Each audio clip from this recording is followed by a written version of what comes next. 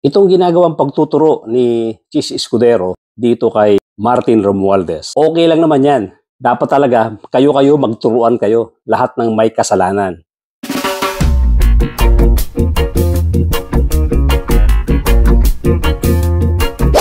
Doon po sa mga bago lang dito sa aking channel, kindly subscribe, kindly hit the notification bell, pati na yung like button, at pakishare na rin po para lumaki ang ating community. At tuloy-tuloy na po tayo sa ating topic for today. At lahat kayo, later on, magdusa. Kung may mga makikitang ebidensya laban sa inyo, talagang dapat lahat kayo managot sa taong bayan. Dahil itong ginawa nyong alleged na pagnanakaw, kung ito ay mapapatunayan sa mga korte natin, walang kapatawaran ito. Dapat lahat kayo talagang makulong. Bago tayo magtuloy-tuloy, pasayahin naman natin ang ating mga kababayan na patuloy na tumatangkilik sa ating programa. Marami dyan nasa abroad at marami din dito sa ating bansa. Pagka ganitong meron tayong konting panahon na batiin sila, babatiin natin. Pero ipagpaumanhin po ninyo, pagka medyo gipit ang ating schedule, hindi na natin magagawa ang pagbati. But for today, magagawa nating batiin itong mga kababayan natin. Isa na po dyan si Baba Butch, fellow Filipino from Ireland. Hello there, ating kababayang Baba Butch. Lola Oyang, watching from Los Angeles, California. Itong si Tom Framo, watching from Brampton, Ontario, Canada. Salamat po, kabayan, sa inyong pinadalang suporta. Alexander Jaime from Los Angeles. Alexander Jaime from Los Angeles, Pampanga. Sa Angeles, Pampanga po si Alexander. Richard Garrido from California, USA. Ito namang si N-Smart from Nueva Ecija. Hello there, Nueva Ecija. Nag-project tayo dyan. Medyo matagal tayo pabalik-balik dyan. Fits for the days. Tama ba ang basa natin dito? Fits for the days, no face. Watching from USA. Shout out na rin dito kay Fishbowl. Nanonood at nakikinig sa atin. Si Fishbowl. Isa pang bagong subscriber. Ulitin natin ito. Nabati na natin. Pero gusto kong ulit-ulitin pag meron nga tayong panahon para ikatuwa naman ating mga kababayan. Itong si Rolando Serino from Paris, France. Emmanuel Yatco from Bicol. Shout out din kay Leti Roadilla from Den Haag, the Netherlands. Of course, dito rin kay Danilo Abrera from Saudi Arabia. Marife Falcon, isang bagong subscriber natin from Cavite. Isa rin dito si Marilu Regalado from Germany. Mga nabati na natin to pero gusto kong bigyan uli ng pagkakataon na marinig lang ang kanilang pangalan sa on the air pagka ganitong may oras tayo.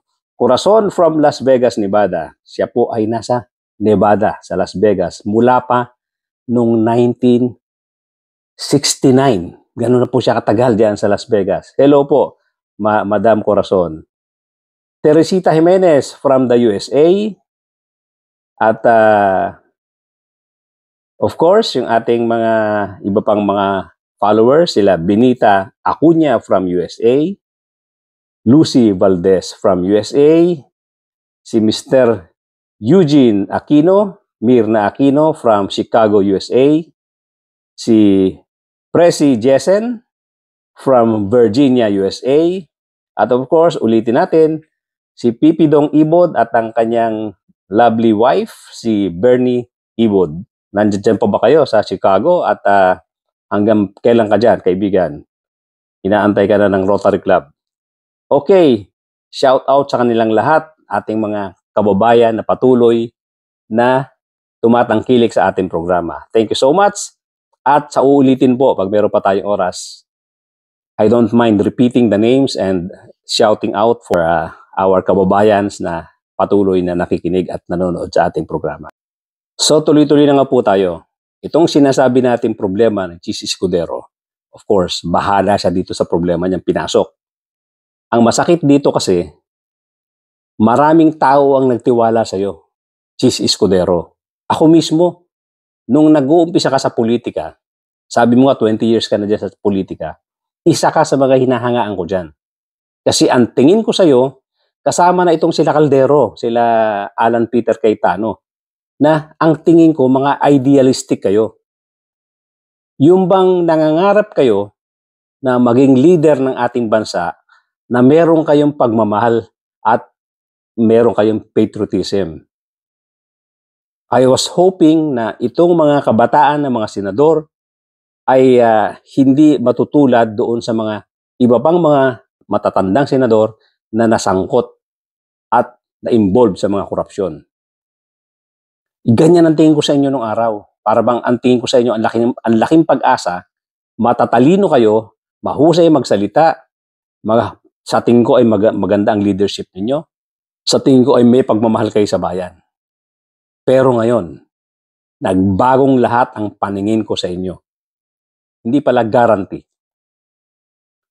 Ang magkaroon ng mga medyo bata-batang mga senador, bata-batang mga politicians na uupo sa mga pwesto na ang pag-asa nga natin ay may patriotism, meron silang pagmamahal sa bayan, at bukod sa lahat, merong idealism.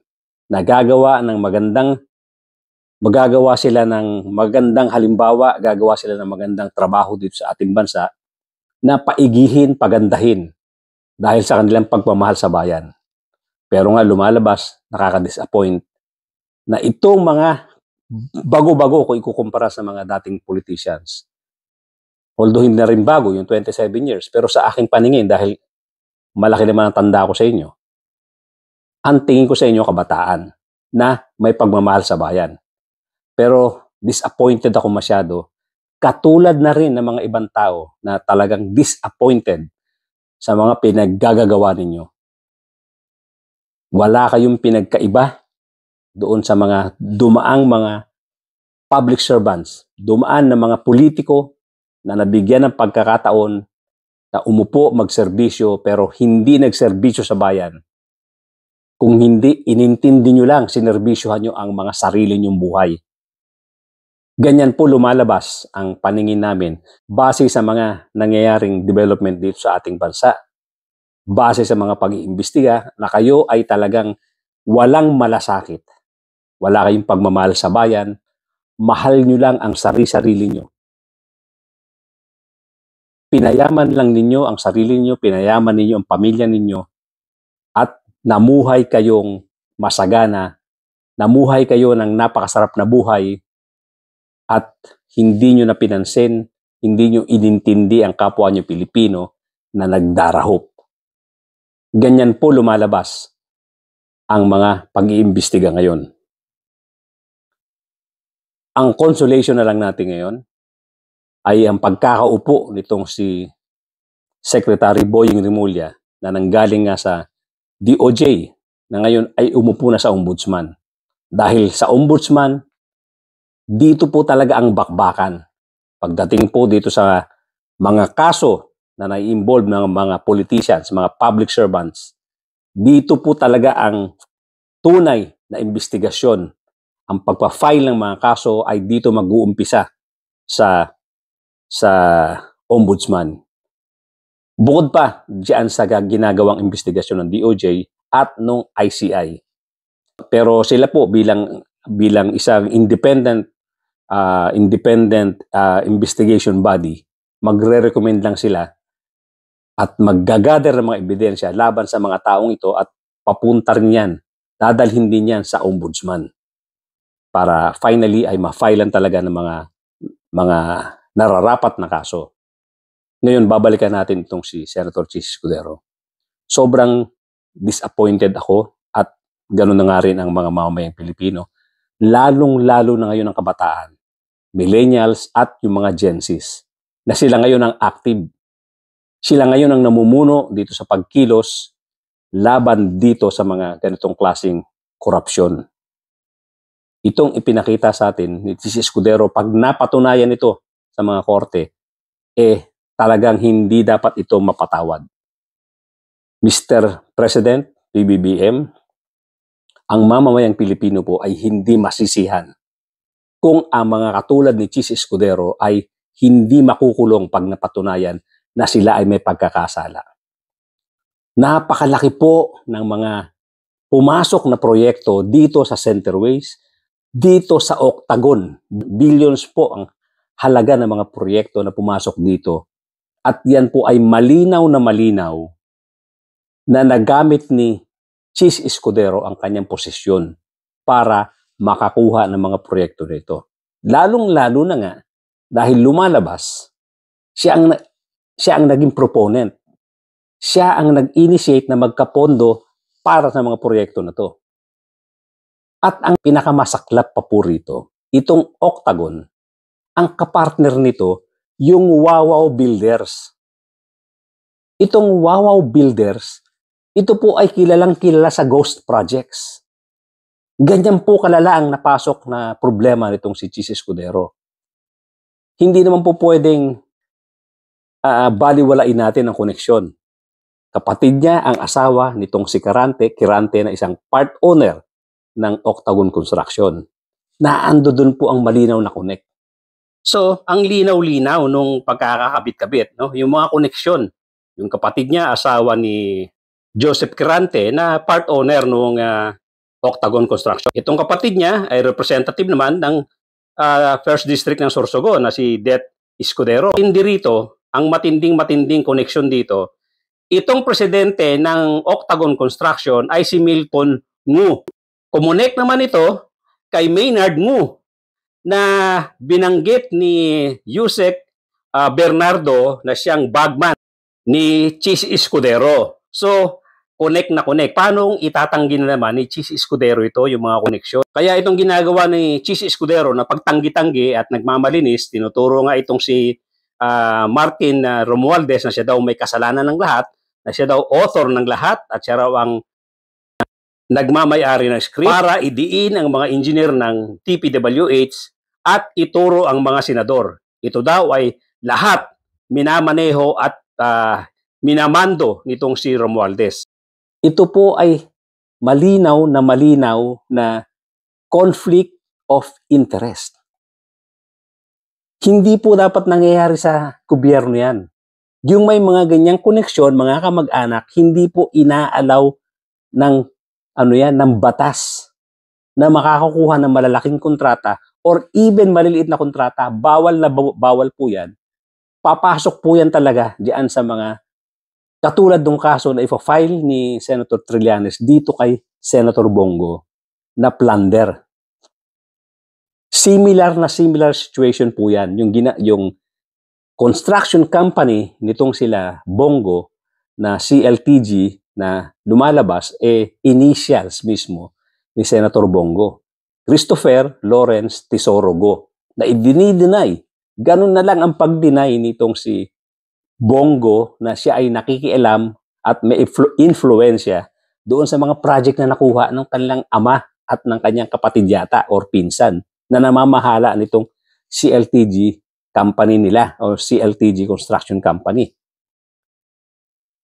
Pasok na pasok nga ito, sabi nga ni Senator Trillanes, pasok na pasok ito sa plunder dahil nga doon sa conflict of interest.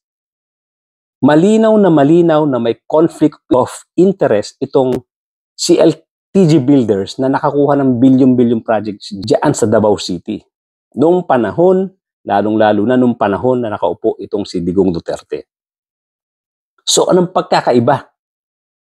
Public official, itong si Chis Escudero, public official yung kapatid na si Det Escudero na asawa nitong si Kirante na part owner ng Octagon Construction.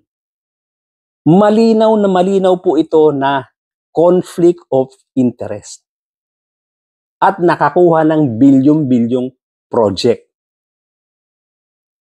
Hindi ko alam paano lulusutan ito ni Chis Escudero. Kung may himala na mangyari na malusutan ito, mag-aalsa talaga ang mamamayang Pilipino. Talaga pong hindi dapat makalusot ito si Chis Escudero dito sa kasong ito. Secretary Boying Rimulya, umaasa po kami na parehas ang mangyaring investigasyon. At sa nakikita naman namin, napakaganda po ng inyong ginagawang pag-iimbestiga. Yung mga pronouncements ninyo ay kinagagalak ng mamamayang Pilipino dahil sinasabi nyo talaga na wala kayong sasantuhin dito. Lahat ng may mga kasalanan ay dapat managot sa batas. At ito pong sitwasyon ni Chis Escudero, doble-doble na po ang nakikita nating pagsabit niya sa mga conflict of interest na kontrata. Doble-doble na po. Kasama na rin po yung kanyang kapatid na si Det Escudero na talaga namang isa rin na sasabit dito dahil dun sa conflict of interest na mga kontratang nakuha sa gobyerno. Kaya malaki ang pag-asa namin, Mr. President, maibabalik lang ang tiwala ng mamamayang Pilipino kung ang mga katulad nitong si Chis Escudero at iba pang mga politiko, mga public servants supposed to be, na nasangkot sa mga ganitong klaseng anomalya. Anomalya na talagang nakakabaliktad ng sikmura. Alam natin na nangyayari yan sa ating gobyerno, yung mga ganyang klaseng anomalya. Alam natin yan, noon na noon pa, nararamdaman na natin yan.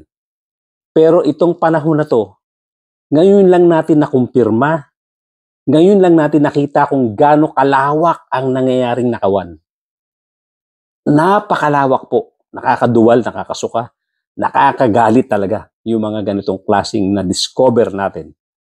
At hindi na po ito magkakaroon pa ng kapatawaran sa mamamayang Pilipino. Hindi po kayang patawarin ng mamamayang Pilipino ang mga public servants supposed to be na-involve sa mga nakawan na to. Kaya, Mr. Ombudsman, Mr. PBBM, huwag po nating pabayaan na walang mangyari dito sa mga investigasyon. Talaga pong magagalit ang mamamayang Pilipino. Mag-aalsa po ang bayan. Dahil nagtatapon pala tayo ng pera. Tinatapon natin ang mga pera papunta sa bulsa ng mga iilang privilege ng mga tao na nakaupo sa pwesto na dapat nagsiservisyo. Ang ginagawa pala, nagbubulsa ng pera. Bilyon-bilyon mga kapatid, mga kababayan, na dapat napupunta sa serbisyo ng mamamayang Pilipino. Ilang hospital ang maipapatayo niyan, ilang mga schools ang maipapatayo niyan, ilang mga may hirap ang matutulungan niyan. Lalong-lalo na yung mga nagkakaproblema sa baha, na tuwing uulan na lang ng malakas ay nalulubog sa baha ang kanilang pamilya, ang kanilang mga bahay. Nasisira ang mga gamit, hindi makakilos, hindi makapagtrabaho. And yet, malalaman natin na itong mga taong ito ang giginhawa ng buhay. Bumibili ng mamahaling mga alahas, mga gamit sa katawan, magagarang sasakyan at iba't iba pang mga luho sa buhay. Pagkatapos ginagamit pala ang pera ng mamamayang Pilipino na pinaghihirapan ng mamamayang Pilipino sa pagbabayad ng mga taxes. Tapos nagtitiis ang mga mamamayang Pilipino sa baha. Nagtitiis magbayad sa mamahaling mga ospital pagkabay mga sakit. Nagtitiis ang mga mag-aaral na walang classroom. Nagtitiis ang mga may hirap na walang pambayad sa ospital doon sa mga clinic na kulang-kulang ng gamot, kulang-kulang ng mga doktor. Nagtitiis talaga ang mamamayang Pilipino para bang ang hirap-hirap ng buhay, ang hirap-hirap ng gobyerno, ayun pala, bilyon-bilyong piso ang napupunta lang sa bulsa ng ibang mga politicians. Isipin niyo yung hirap ng buhay na tinitiis ng mga Pilipino, ayun pala, ang laki-laki ng mga perang ninanakaw, napupunta sa mga bulsa-bulsa nila. Na yun nga dapat napupunta sa serbisyo. Isipin niyo mga kapatid, mga kababayan, kung anong ginhawa ang ibibigay sa atin. Ginhawa doon sa mga taong naghihirap, kung itong mga perang ito ay hindi napupunta sa mga pagnanakaw. Kung ang mga perang ito ay hindi napupunta sa bulsa-bulsa ng mga taong hindi naman talaga naghihirap. Itong mga politicians na to, ang gaganda ng buhay nito eh. Kaya naman nila maghanap buhay ng parehas. Katulad ng ginagawa natin ng mga common tao, ng mga mamamayang Pilipino na ordinaryang buhay. lumalaban po tayo ng parehas. Nagpapakahirap tayo, nagpapakapawis tayo para kumita ng pera para ipakain sa pamilya natin. Ipantusto sa pag-aaral, ipambayad sa mga ospital pag may mga sakit. Yung mga konti-konting pagpasyal, pinag-iipunan ng mga Pilipino yan. Pagkatapos malalaman mo, itong hindi naman talaga mahihirap, ang sasarap ng buhay, nagnanakaw pa. At may mga gana pa silang ipakita sa mga pinupost nila sa Facebook, sa TikTok at kung saan na ang mamahal ng mga gamit na binibili.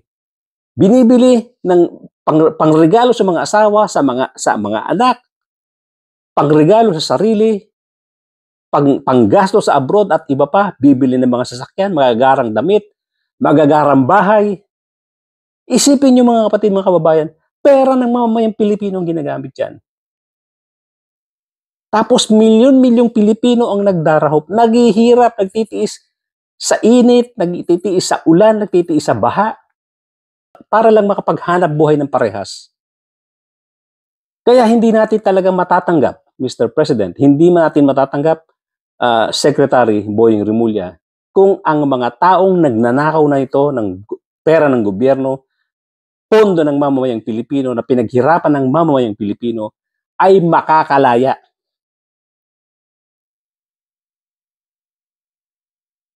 Sikapin po natin, Mr. Secretary Boying Rimulya, na makakalap tayo ng tamang ebidensya, hustong ebidensya, para makulong ang mga taong ito.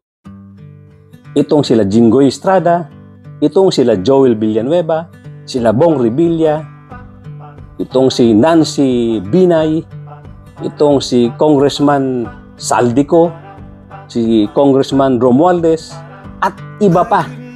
Lahat po yan, Mr. Secretary Boying Rimulya at President BBM,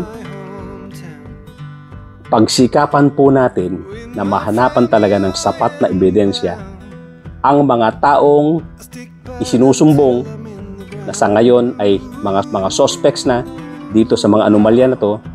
Pagsikapan po natin talaga. Huwag natin i-shortcut, huwag po natin masyadong madaliin kung hindi pa sapat ang ebidensya. Mag-file po tayo ng mga kaso sa mga taong ito pag sapat ang ebidensya at gusto namin makita pong nakakulong ang mga taong ito. At karamihan po sa mga kasong pinapasok ito ay puro walang piyansa, non-bailable. Kaya ang gusto po namin mangyari dito, Mr. Secretary Boying Rimulya, pag ito ay na-file ng kaso, gusto naming nakakulong ang lahat ng ito habang nagtatrial. Wala po sanang pagbigyan ng korte rito na makalaya itong mga ito dahil napakalaking krimen po ang ginawa nila sa mamamayang Pilipino. Pinagtiisan ng mamamayang Pilipino ang hirap ng buhay para lang maibayad sa taxes at isipin nyo naman, mapupunta lang pala sa bulsa-bulsa ng mga taong unang-una ay hindi naman talaga mahihirap. Magiging hawa na ang buhay nila. At yung perang ninanakaw nila, yung perang supposed to be ninanakaw nila, galing sa mga ordinaryong mamamayang Pilipino na sila ang nagpapasasa. Nagtitiis ang mamamayang Pilipino sa hirap ng buhay, tapos sila nagpapasasa. Hindi lang libo-libo, bilyon-bilyon ang ninanakaw. Bilyon-bilyon ang nawawala sa pondo ng gobyerno na naipon sa taxes ng mamamayang Pilipino na ordinaryong mga tao na naghahanap buhay ng parehas. Masaklap, mga kapatid, mga kabayan. Kaya, again, uulitin ko, Mr. President, Secretary Boying Rimulya, hindi po masisihan ng mamamayang Pilipino kung ang mga taong ito, pagka nagkaroon tayo ng sapat na ebidensya, ay hindi makukulong habang nililitis ang mga kaso nila. Sobrang grabe po ang pagnanakaw, ang nawalang pera na dapat pinakikinabangan ng mga ordinaryong mamamayang Pilipino. Hanggang dyan lang po muna, mga kapatid, mga kabayan. Thank you so much for joining me today. At doon po sa mga bago lang sa aking channel, kindly subscribe, kindly hit notification bell. Pati na rin po yung like button. Mag-comment po tayo. Bugbugin natin sa komento ang mga taong ito na sobra tayong winalang hiya. Binastos ang mamamayang Pilipino, lalo na po tayong mga ordinaryong mamamayang Pilipino. Tayo po ang inargabyado nitong mga taong in the first place magaganda na ang buhay. Pero nagawa pa rin nila itong mga supposed to be krimen na ibinibintang sa kanila. Let's hope and pray na magkaroon ng hustisya rito, makulong ang mga dapat pakukulong, masentensya ang mga dapat pasentensyahan, huwag na makabalik sa serbisyo, sa public service. At tayong mga mamamayang Pilipino, magtanda na po tayo. Huwag na po tayong bumoto ng mga ganitong klaseng tao. Piliin na po natin ng maigi ang mga ilalagay natin diyan sa pwesto sa gobyerno. Piliin na po natin maigi. Pag-usapan po natin yan. Tuwing may eleksyon, pag-usapan po natin yung mga dapat iluklok dyan. I-guide natin yung mga kapwa Pilipino natin na nabubola paminsan-minsan, nalalagyan ng pera ng mga taong gustong umupo dyan para lang magnakaw. Again, thank you so much, ladies and gentlemen. I-share po natin ang video na to para marami makarinig ng ating mga pinag-uusapang topic dito nang sa ganun magkaroon ng guidance ang bawat isa sa atin. Thank you so much, ladies and gentlemen, mga kapatid, mga kababayan. Magkita-kita po tayong muli.